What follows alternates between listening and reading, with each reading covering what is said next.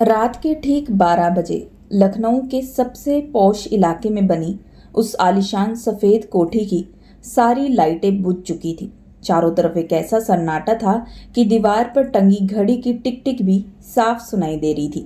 तभी कोठी के इंटरकॉम की घंटी बजी। दूसरी तरफ से सिर्फ 3 शब्द सुनाई दिए, अभी मेरे कमरे में आओ।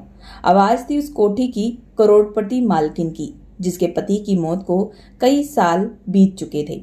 उसका वफादार ड्राइवर कुछ पल के लिए वहीं ठिठक गया, क्योंकि इतने सालों की नौकरी में पहली बार आधी रात को मालकिन ने उसे अपने निजी कमरे में बुलाया था।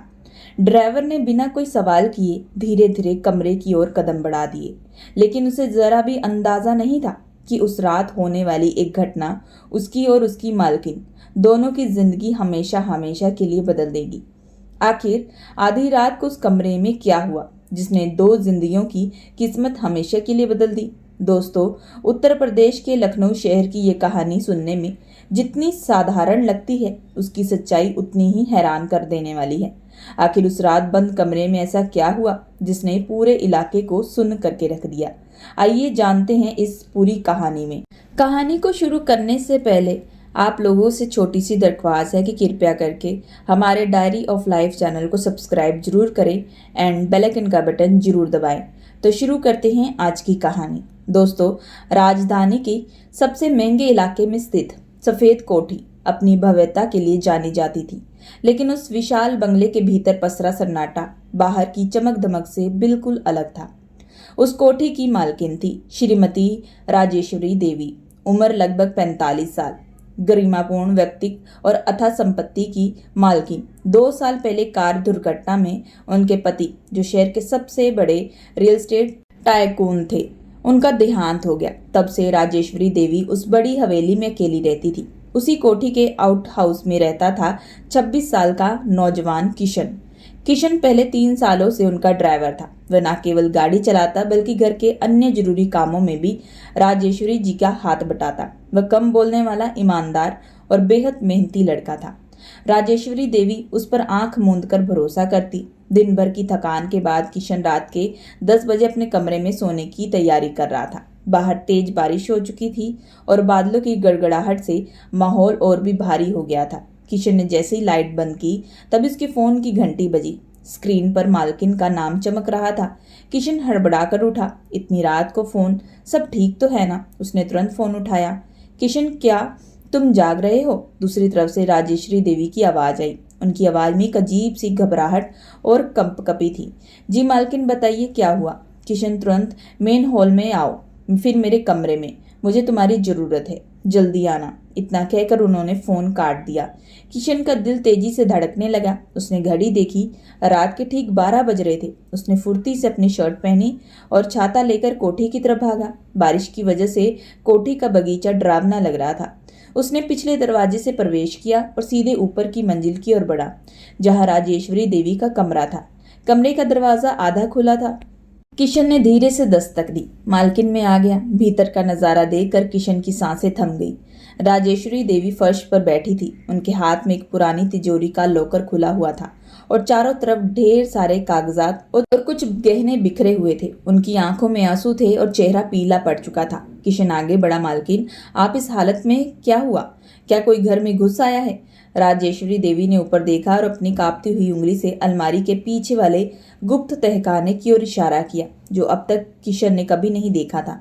उन्होंने धीमी आवाज में कहा, किशन, आज मेरे पति की पुण्यतिथि है और आज ही मुझे वह सच पता चला जो मुझे 2 साल पहले जान लेना चाहिए था। मेरी जान खतरे में है और शायद तुम्हारी भी। किशन को समझ में नहीं आ रहा था कि एक ड्राइवर होने के नाते वह इस करोड़पति महिला की इस उलझन में कैसे मदद कर सकता है, लेकिन उस रात की खामोशी और राजेश्वरी देवी का खौफ बता रहा था कि कहानी वैसी नहीं है जैसी दिख रही है। राजेश्वरी देवी ने एक भारी लिफाफा किशन की तरफ बढ़ाया। इसमें वह वसीयत है जिसे मेरे देवर और उनके गुंडे सालों से ढूंढ रहे हैं। उन्होंने आज रात इस घर को घेर लिया है। किशन, क्या तुम एक मालकिन के लिए नहीं बल्कि एक मजबूर इंसान के लिए अपनी जान जोखिम में डालोगे? तभी अचानक नीचे वाले हॉल का कांच टूटने की आवाज आई। कोई घर के अंदर दाखिल हो चुका था। किशन ने राजेश्वरी देवी का हाथ पकड़ा और उन्हें खड़ा किया। अब उसे तय करना था कि वो चुपचाप भाग जाए या इस अंधेरी रात में अपनी मालकिन का रक्षक बने। नीचे वाले हॉल में कांच टूटने की आवाज ने किशन और राजेश्वरी देवी के रोंगटे खड़े कर दिए थे। बिजली कड़कने की रोशनी जब कमरे की खिड़की से अंदर आती तो राजेश्वरी देवी का चेहरा डर के मारे और सफेद नजर आता। उन्होंने किशन का हाथ कसकर पकड़ लिया। उनके हाथों की थरथराहट किशन महसूस कर सकता था। किशन, वे लोग आ गए हैं, वे मुझे मार डालेंगे, राजेश्वरी देवी ने फुसफुसाते हुए कहा। किशन ने साहस जुटाया। वह जानता था कि अब वह पीछे हटने का वक्त नहीं है। उसने कमरे की लाइट बंद कर दी ताकि बाहर से कोई देख ना सके। अंधेरे में केवल बारिश की आवाज और नीचे से आती कदमों की आहट सुनाई दे रही थी। मालकिन, आप घबराइए मत, जब तक मैं यहाँ हूँ कोई आपको हाथ भी नहीं लगा पाएगा। हमें यहाँ से निकलना होगा, लेकिन मुख्य दरवाजे से नहीं, किशन ने धीमे स्वर में कहा। राजेश्वरी देवी ने कांपती आवाज में पूछा, पर कैसे? पूरा बंगला सीसीटी और गार्ड से घिरा रहता है, लेकिन आज न जाने क्यों सब गायब है। किशन को अब समझ में आ रहा था, ये कोई साधारण चोरी नहीं, बल्कि एक सोची समझी साजिश थी। घर के गार्ड को या तो हटा दिया गया था या वे इस साजिश में शामिल थे। किशन ने राजेश्वरी देवी को सहारा देकर कमरे के पीछे वाले बालकनी की तरफ ले जाने का फैसला किया, जहां से एक पुरानी लोहे की सीढ़ी बगीचे के पिछले हिस्से में उतरती थी। जैसे ही वे बालकनी की तरफ बढ़े, कमरे के दरवाजे पर किसी ने जोर से लात मारी। दरवाजा चरमरा कर खुल उठा। टॉर्च की तेज रोशनी कमरे के चारों तरफ घूमने लगी। किशन और राजेश्वरी देवी पर्दे के पीछे दुबक गए। कहाँ गई वो बुढ़िया? अभी तो यहीं थी। एक भारी और कर्कश आवाज पूरे कमरे में गूंजी। वो राजेश्वरी देवी के देवर विक्रम का आदमी था। किशन ने पास पड़े एक पीतल के भारी गुलदस्ते को धीरे से उठाया। जैसे ही वो गुंडा पर्दे के करीब आया, किशन ने अपनी पूरी ताकत से उसके सिर पर वार किया। वो आदमी बिना आवाज किए फर्श पर ढेर हो गया। राजेश्वरी देवी की चीख निकलने ही वाली थी कि किशन ने उनके मुंह पर हाथ रख दिया। चुपचाप मेरे पीछे आइए, किशन ने कहा। वे सावधानी से सीढ़ियों से नीचे उतरे। बारिश अभी भी मूसलाधार हो रही थी, जिसने उनके कदमों की आवाज को छुपा लिया। बगीचे के अंधेरे कोने में पहुंचकर किशन ने देखा कि कोठी के मुख्य गेट पर 3 काली गाड़ी खड़ी थी। वहां कम से कम 7-8 हथियारबंद लोग तैनात थे। मालकिन, आपकी गाड़ी की चाबी मेरे पास है, लेकिन वह गैरेज में है, और गैरेज तक जाने का मतलब है उनकी नजरों में आना, किशन ने दिमाग लड़ाते हुए कहा। तभी राजेश्वरी देवी को कुछ याद आया। उन्होंने अपने गले से एक सोने की चेन निकाली, जिसमें एक छोटी सी चाबी लटकी थी। किशन, गैरेज के बगल में एक पुरानी कोठरी भी है। वहाँ मेरे पति की एक पुरानी जीप ढकी हुई खड़ी थी। उसकी चाबी ये है। वह जीप किसी के रिकॉर्ड में नहीं है। शायद वे ना देख रहे हों। वे दोनों झुककर झाड़ियों के सहारे उस कोठरी तक पहुंचे। किस्मत ने उनका साथ दिया, वहाँ कोई नहीं था। किशन ने पुरानी जीप से तरपाल उठाया। जीप सालों से बंद थी। उसे डर था कि कहीं स्टार्ट ना हुई तो वह पकड़े जाएंगे। किशन ने चाबी घुमाई। जीप ने एक भारी आवाज की, गुरगुर गुरगुर, लेकिन स्टार्ट नहीं हुई। हे भगवान, प्लीज! राजेश्वरी देवी ने हाथ जोड़ लिए। दूसरी तरफ कोठी के भीतर शोर मच गया। गुंडों को अपने साथी की बेहोश लाश मिल चुकी थी। वे टॉर्च जलाकर बाहर बगीचे की तरफ दौड़ने लगे। वहां देखो, कोठरी के पास हलचल है, एक गुंडा चिल्लाया। किशन ने आखिरी बार पूरी ताकत से एक्सीलेटर दबाया और चाबी घुमाई। जीप एक झटके से साथ गरज उठी।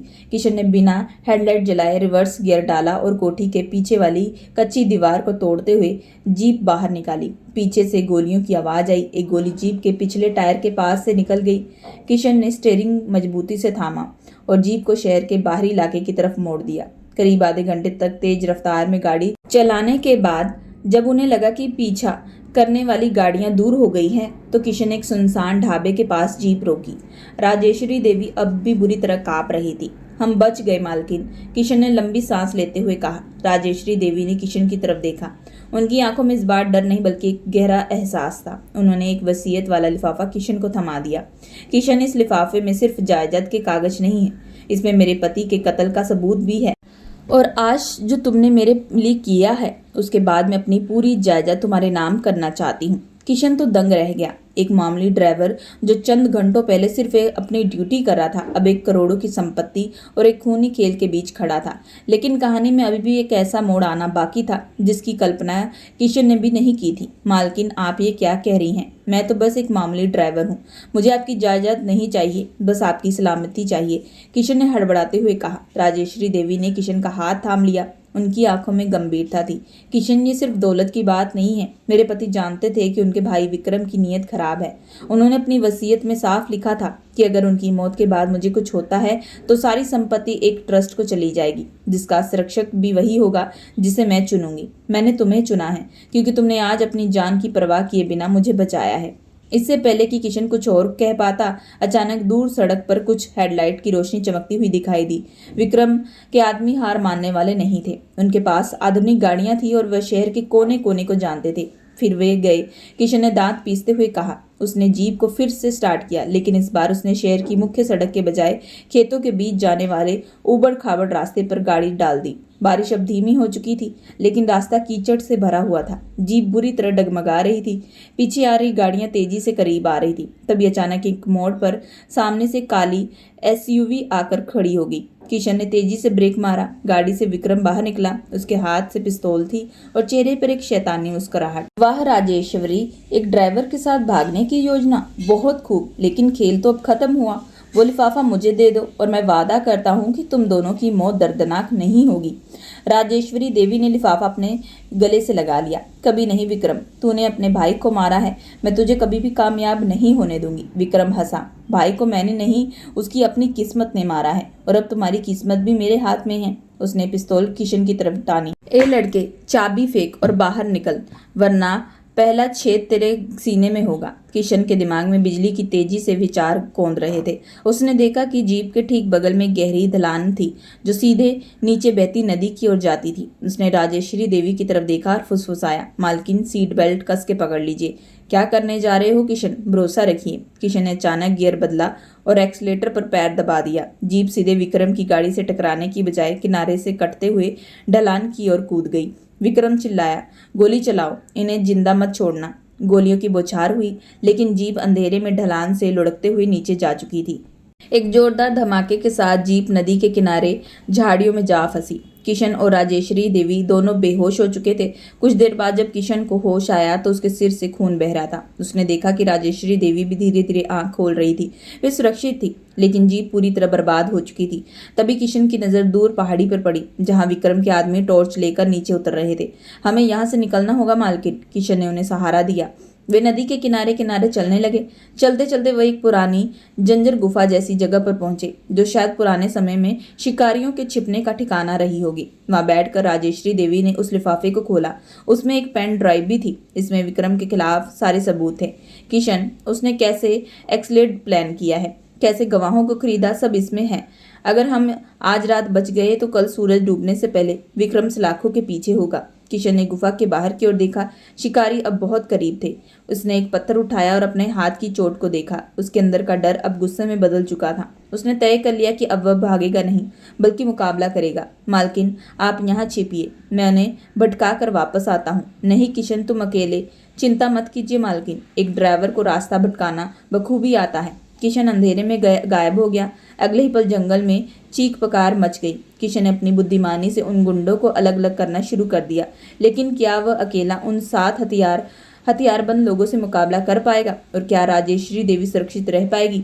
जंगल की खामोशी में विक्रम के आदमियों की भारी बूटों की आवाज साफ सुनाई दे रही थी।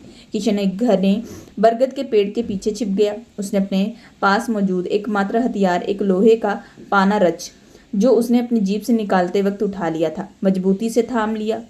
बिखर जाओ, वे ज्यादा दूर नहीं गए होंगे। विक्रम की दहाड़ सुनाई दी। किशन एक पत्थर उठाकर दूसरी दिशा में फेंका। झाड़ियों में आहट होते ही 2 गुंडे उस तरफ भागे। जैसे ही उनमें से एक किशन के पास से गुजरा, किशन ने चीते जैसी फुर्ती से उसके गले पर पीछे से वार किया और उसे दबोच लिया। बिना शोर किए उसने एक आदमी को बेहोश किया और उसकी टॉर्च और चाकू अपने कब्जे में ले लिया।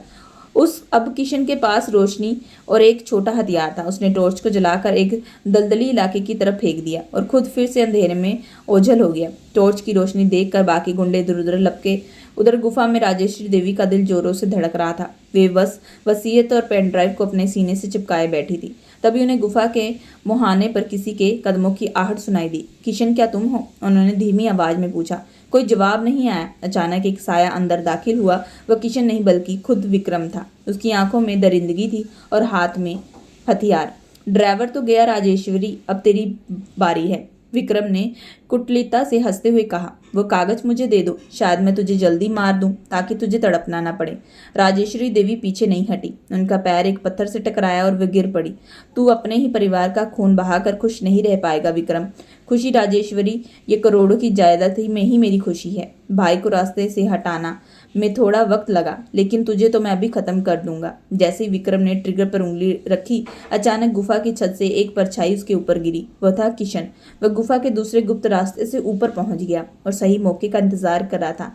किशन ने विक्रम का हाथ मरोड़ दिया, जिसमें गोली हवा में चल गई। दोनों के बीच गुफा की पथरीली जमीन पर संघर्ष शुरू हो गया। विक्रम उम्र में बड़ा और ताकतवर था, लेकिन किशन के पास खोने को कुछ नहीं था और पाने के लिए अपनी मालकिन की जान थी।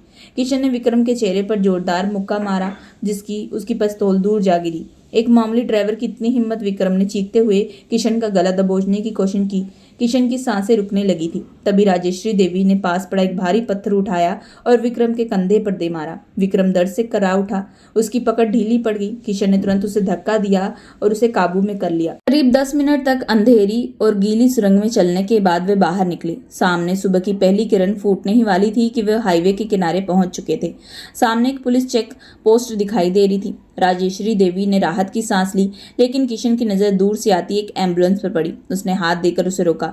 वह पुलिस की पेट्रोलिंग टीम की एम्बुलेंस थी। हमें बचा लीजिए, सफेद कोठी की मालकिन के साथ हादसा हुआ है, किशन चिल्लाया। पुलिस अधिकारी बाहर निकले।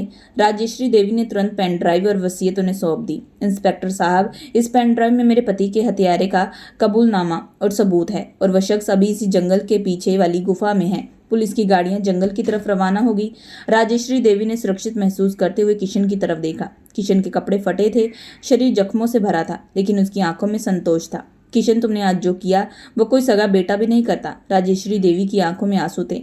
लेकिन तभी एम्बुलेंस के भीतर से एक नर्स चिल्लाई, मैडम, इनके घाव बहुत गहरे हैं, इन्हें तुरंत अस्पताल ले जाना होगा। किशन मुस्कुराया और अचानक फर्श पर गिर पड़ा। क्या किशन इसी खूनी संघर्ष के बाद बच पाएगा? क्या विक्रम को उसके किए की सजा मिलेगी? पुलिस ने उसी सुबह जंगल की उस गुफा से विक्रम और उसके गुंडों को गिरफ्तार कर लिया। पेन ड्राइव में मौजूद सबूत इतने पुख्ता थे कि विक्रम का बचना नामुमकिन था। उसने न केवल अपने भाई की हत्या की साजिश रची थी, बल्कि राजेश्वरी देवी को भी रास्ते से हटाने की पूरी तैयारी की थी। 3 घंटे के लंबे इंतजार के बाद डॉक्टर बाहर निकले। श्रीमती राजेश्वरी, घबराने की बात नहीं है। गहरा घाव था और खून काफी बह गया था, लेकिन किशन अब खतरे से बाहर है। वह एक साहसी लड़का है। राजेश्वरी देवी ने राहत की एक लंबी सांस ली और ईश्वर का शुक्रिया अदा किया। 2 दिन बाद जब किशन को होश आया तो उसने खुद को एक शानदार प्राइवेट वार्ड में पाया। राजेश्वरी देवी उसके बंगल में बैठी थी। किशन ने उठने की कोशिश की। मालकिन, आप यहाँ सब ठीक तो है ना? विक्रम कहाँ है? राजेश्वरी देवी ने मुस्कुराते हुए उसके सिर पर हाथ रखा। सब ठीक है किशन। विक्रम जेल की सलाखों के पीछे है और पुलिस ने उसे कड़ी से कड़ी सजा दिलवाने का वादा किया है, और अब से तुम मुझे मालकिन नहीं कहोगे। किशन हैरान रह गया। पर क्यों? राजेश्वरी देवी ने अपने वकील को अंदर बुलाया। वकील के हाथ में कुछ कानूनी दस्तावेज थे। किशन, उस रात मैंने जो कहा था वह मेरा अंतिम फैसला है। मैंने अपने पति की वसीयत के अधिकारों का इस्तेमाल करते हुए तुम्हें अपनी पूरी संपत्ति का वारिस और इस साम्राज्य का नया मैनेजिंग डायरेक्टर नियुक्त किया है। किशन की आंखों में पानी आ गया। नहीं मालकिन, मुझे ये सब नहीं चाहिए। मैं एक छोटा सा ड्राइवर हूँ। मैं इतनी बड़ी जिम्मेदारी कैसे उठाऊंगा? जिम्मेदारी उठाना तुम्हें आता है किशन, राजेश्वरी देवी ने दृढ़ता से कहा। जिस इंसान ने अपनी जान पर खेलकर एक बेसहारा औरत की रक्षा की, उससे ज्यादा काबिल और ईमानदार कोई हो नहीं सकता। तुम एक ड्राइवर नहीं, मेरे बेटे के सम्मान हो। तुम इस घर और व्यापार को संभालोगे और मैं तुम्हारी देखरेख में अपनी बाकी की जिंदगी शांति से गुजारूंगी। कुछ ही हफ्तों में किशन की जिंदगी पूरी तरीके से बदल गई। वो अब सफेद कोठी का नया मालिक था, लेकिन उसकी सादी जिंदगी नहीं बदली। उसने उस पुराने ड्राइवर की वर्दी को एक फ्रेम में मंडवा कर अपने ऑफिस में लगवा लिया, ताकि वह कभी ये ना भूले कि वह कहाँ से आया था। शहर में ये कहानी आग की तरफ फैल गई। लोग हैरान थे कि एक विधवा करोड़पति मालकिन ने अपनी सारी दौलत एक ड्राइवर के नाम कर दी। लेकिन जो लोग उस रात की सच्चाई जानते थे, वह जानते थे कि यह दौलत किसी ड्राइवर को नहीं, बल्कि एक इंसानियत और वफादारी को मिली थी। किशन ने राजेश्वरी देवी के पति के नाम पर एक बड़ा चैरिटेबल ट्रस्ट बनवाया, जो गरीब बच्चों की पढ़ाई और सुरक्षा का खर्च उठाता था। विक्रम को उम्र कैद की सजा हुई और राजेश्वरी देवी को बुढ़ापे का एक सहारा मिल गया। रात के 12 बजे का वो बुलावा, जो किशन के लिए काल बनकर आया था, असल में उसकी किस्मत बदलने वाला फरिश्ता साबित हुआ। दोस्तों, ये कहानी हमें सिखाती है कि पद और पैसा किसी इंसान की पहचान नहीं होते, बल्कि उसका चरित्र और उसकी वफादारी उसे महान बनाती है। किशन ने साबित कर दिया कि एक छोटा सा कर्मचारी भी अगर नेक दिल हो तो वह बड़े से बड़े साम्राज्य का हकदार बन सकता है। कहानी यही समाप्त होती है दोस्तों। अगर ये कहानी पसंद आई तो प्लीज़ चैनल को लाइक और सब्सक्राइब जरूर करेगा एंड बेल आइकन का बटन जरूर दबाइएगा।